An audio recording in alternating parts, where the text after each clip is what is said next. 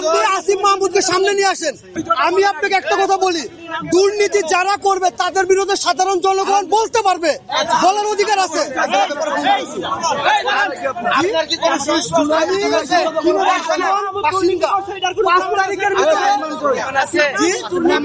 প্রমাণ আপনার কাছে লাগবে, আপনার কাছে প্রমাণ লাগবে। আপনি আগে তাকে সামনে নিয়ে আসেন, আপনি তাকে সামনে নিয়ে আসেন, আপনি আসিফ মাহমুদকে সামনে নিয়ে আসেন। সামনে ও যদি কিনে নির্দোষ না, ও পালালো কি কারণে? ও যদি নির্দোষ, উই নিট এন্ড ক্লিন, ও পালালো কেন? ও তাহলে আপনাদের মিডিয়াদের কাছে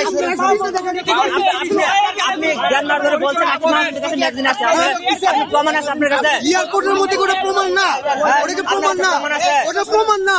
ওরা বিশ্ব যে দেখছে তার ব্যাগে কোনটা, ওটা মিথ্যা না, ওটা মিথ্যা ছিল না।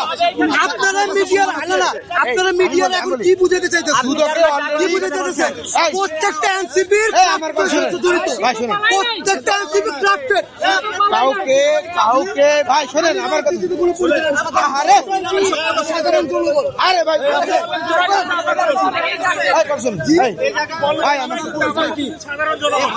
সাধারণ জনগণ তো যুদ্ধ করে তুলে নামছিল 5 তারিখে।